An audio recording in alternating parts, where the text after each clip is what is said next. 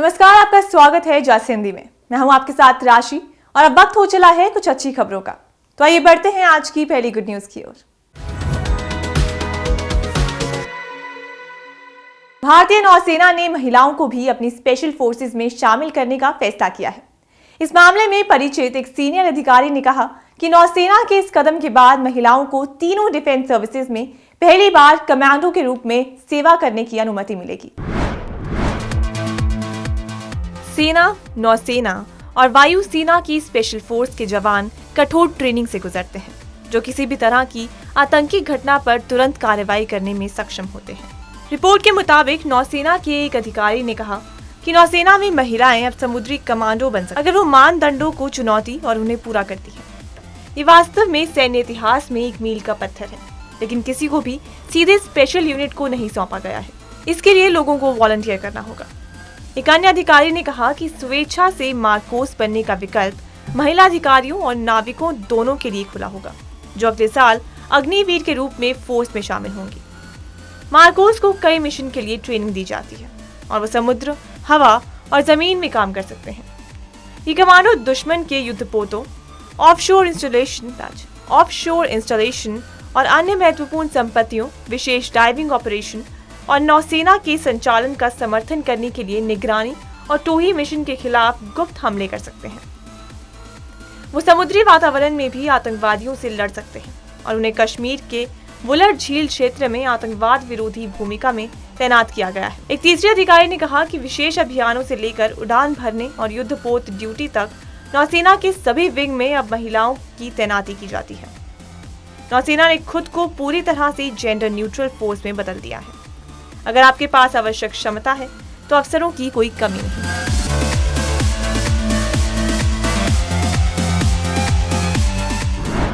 प्रधानमंत्री नरेंद्र मोदी ने गोवा के मोपा में इंटरनेशनल एयरपोर्ट का उद्घाटन किया।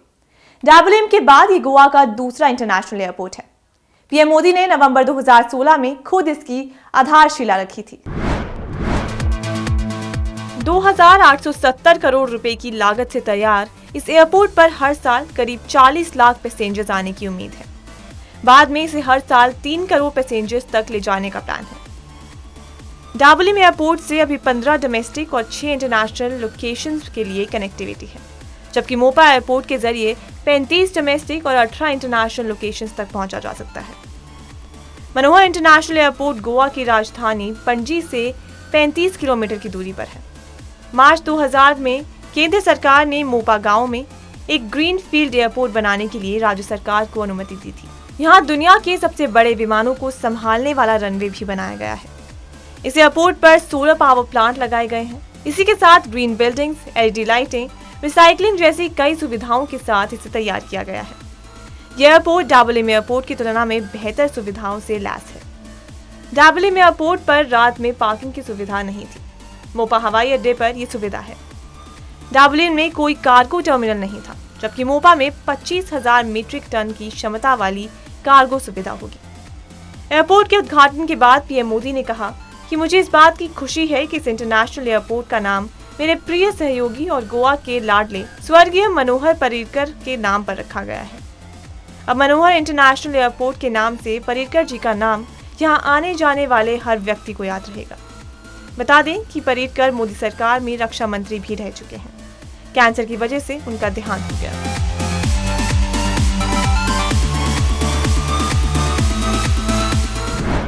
ओरियन स्पेसक्राफ्ट 14 लाख मील की यात्रा कर पृथ्वी पर वापस लौट आया है। इसकी लैंडिंग प्रशांत महासागर में हुई। नासा का आर्टेमिस 1 मून मिशन आज पूरा हो गया। इसकी लैंडिंग मेक्सिको के ग्वाडेलूप आइलैंड के पास प्रशांत महासागर में हुई। नासा के मुताबिक पृथ्वी में ओरियन की एंट्री खास है। पहली बार स्किप एंट्री तकनीक अपनाकर धरती पर लैंडिंग हुई है। इस प्रोसेस में 3 स्टेप्स थे। सबसे पहले ओरियन ने पृथ्वी के वायुमंडल के ऊपरी हिस्से में एंट्री की। इसके बाद ये अपने अंदर मौजूदा कैप्सूल की मदद से वायुमंडल से बाहर आया। आखिर में पैराशूट के जरिए दोबारा वायुमंडल के अंदर आ गया। स्किप एंट्री के दौरान स्पेसक्राफ्ट के क्रू मॉड्यूल और सर्विस मॉड्यूल एक दूसरे से अलग हो गए। सर्विस मॉड्यूल आग में झुलस गया, तो वहीं क्रू मॉड्यूल अपनी तय जगह पर पैराशूट के सहारे गिर गया। वायुमंडल में दोबारा एंट्री से उसकी गति काफी धीमी हुई। बता दें कि आर्टेमिस 1 मिशन एक टेस्ट फ्लाइट है। नासा आर्टेमिस 2 मिशन में एस्ट्रोनॉट्स को भेजने की तैयारी कर रहा है। ऐसे में धरती पर ओरियन की लैंडिंग पर वैज्ञानिकों की पैनी नजर थी। इसके अलावा स्किप एंट्री नासा की लेटेस्ट टेक्नोलॉजी है और ओरियन इसका पहला अटेम्प्ट है। अब टेस्ट फ्लाइट के रिजल्ट पर ही अगली फ्लाइट की तैयारी निर्भर करती है।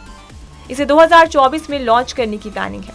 अमेरिका 53 साल बाद एक बार फिर से आर्टेमिस मिशन के जरिए इंसानों को चांद पर भेजने के लिए तैयार है। इसे 3 भागों में बांटा गया है, आर्टेमिस 1, 2 और 3। आर्टेमिस 1 ने चंद्रमा का चक्कर लगाया, कुछ छोटे सैटेलाइट्स छोड़े और चांद के कई जरूरी फोटोज वीडियोज उपलब्ध करवाए। 2024 के आसपास आर्टेमिस 2 को लॉन्च किया जाएगा। इसमें कुछ एस्ट्रोनॉट्स भी जाएंगे, लेकिन वो चांद पर कदम नहीं रखेंगे। वो सिर्फ चांद के ऑर्बिट में घूमकर वापस आ जाएंगे। इस मिशन की अवधि ज्यादा होगी।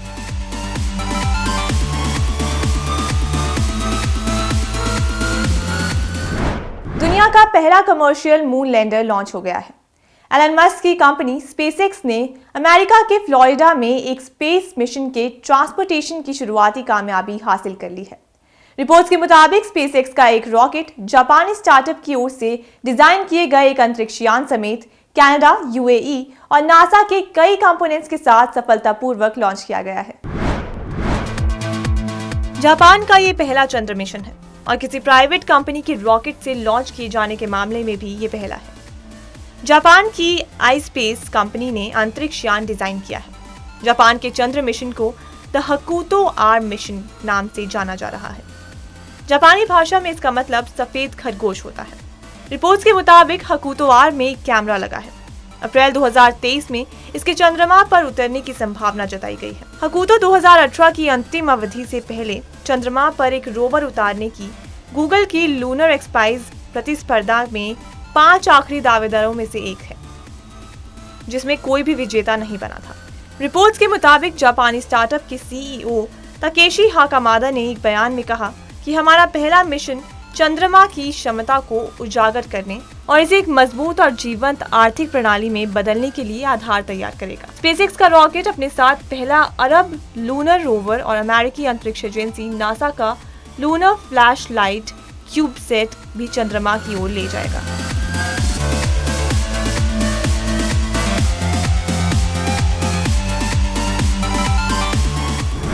एयर इंडिया 500 नए विमान खरीदने की तैयारी में है।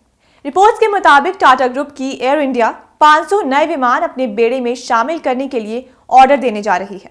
इनमें 400 छोटे विमान और 100 बड़े विमान शामिल होंगे। अभी डील पर अंतिम फैसला नहीं हुआ है। ऑर्डर्स को लेकर टाटा ग्रुप की ओर से अभी कोई प्रतिक्रिया नहीं दी गई है। अगर ये डील फाइनल होती है तो ये एयर इंडिया के इतिहास की सबसे बड़ी डील होगी। 2022 में टाटा ने एयर इंडिया को टेक ओवर कर लिया था। सरकारी कंपनी एयर इंडिया 27 जनवरी 2022 से प्राइवेट हो गई। इसके बाद टाटा देश की दूसरी बड़ी एयरलाइन बन गई। एयर इंडिया के हैंडओवर से पहले टाटा सन्स के चेयरमैन पीएम नरेंद्र मोदी से मिले थे।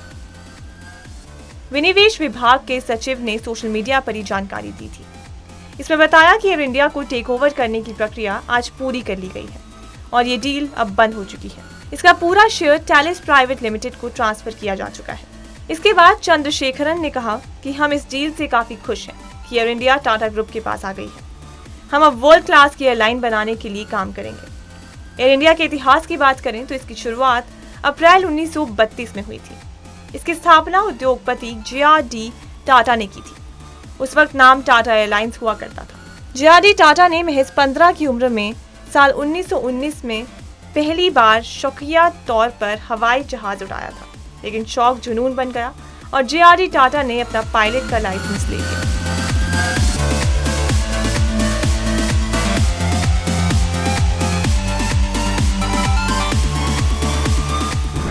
केंद्र शासित प्रदेश जम्मू कश्मीर के उधमपुर में राज्य का सबसे बड़ा योगा सेंटर बन रहा है, जो अगले साल मार्च तक बनकर तैयार हो जाएगा।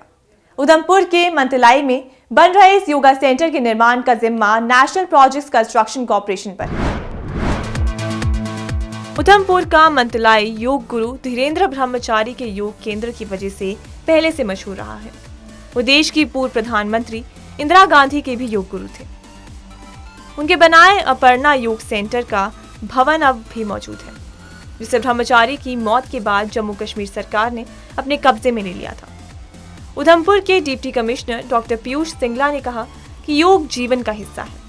मंतलाई की पहचान पहले भी योग से ही रही है। धीरेन्द्र ब्रह्मचारी जी यहीं पर लोगों को योग सिखाते थे। अब इस जगह को फिर से अंतर्राष्ट्रीय मंच पर लाने के लिए सरकार अपनी पूरी कोशिश कर रही है। यहाँ पर इंटरनेशनल मंतलाई योगा सेंटर खोला जा रहा है। योगा सेंटर के बनने से मंतलाई में धार्मिक और अत्याधुनिक गतिविधियां फिर से शुरू हो जाएंगी और इस इलाके में पर्यटन को भी बढ़ावा मिलेगा। मंतलाई योग केंद्र को पिरामिड की शेप में बड़े आकार में बनाया जा रहा है। यहाँ पर्यटन केंद्र, ध्यान केंद्र, भोजन केंद्र और हेलीपैड भी बनाया जा रहा है। उधमपुर का ये योग केंद्र मंतलाई, शुद्ध महादेव और पटनी टॉप में आधुनिक पर्यटन सुविधाओं को विकसित करने के प्रोजेक्ट का ही एक हिस्सा है।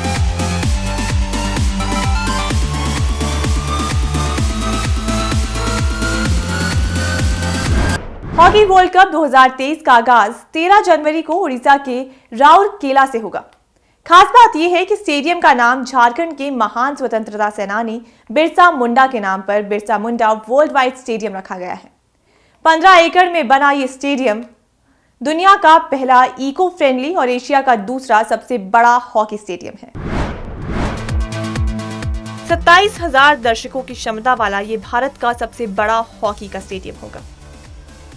इंडस्ट्रियल इंफ्रास्ट्रक्चर डेवलपमेंट कंपनी ने स्टेडियम का निर्माण किया है। कंपनी के अध्यक्ष सह प्रबंध निदेशक संजय सिंह ने बताया कि उड़ीसा सरकार ने पुरुष हॉकी विश्व कप के लिए विश्व स्तरीय स्टेडियम बनाने का जिम्मा दिया था। 12 महीने में काम पूरा करना था, जो लगभग हो चुका है। 300 करोड़ से हॉकी के इस मैदान को हर मौसम के अनुकूल बनाया गया है। बता दें कि दुनिया में हॉकी का सबसे बड़ा गद्यापी इंटरनेशनल स्टेडियम पाकिस्तान की लाहौर में है। इसकी क्षमता 27,000 दर्शकों की है।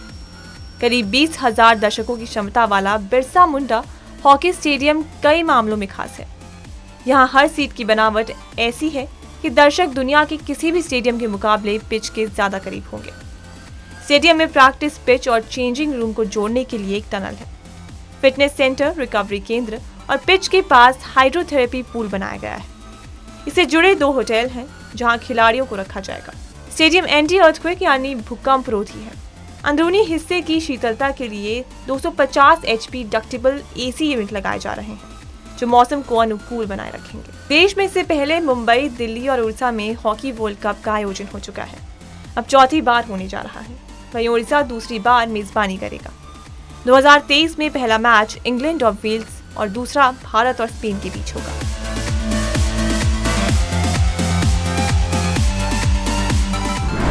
गुड न्यूज में आज के लिए सिर्फ इतना ही। फिर लौटूंगी कुछ अच्छी खबरों के साथ। तब तक के लिए मुझे दीजिए इजाजत और देखते रहिए जस हिंदी।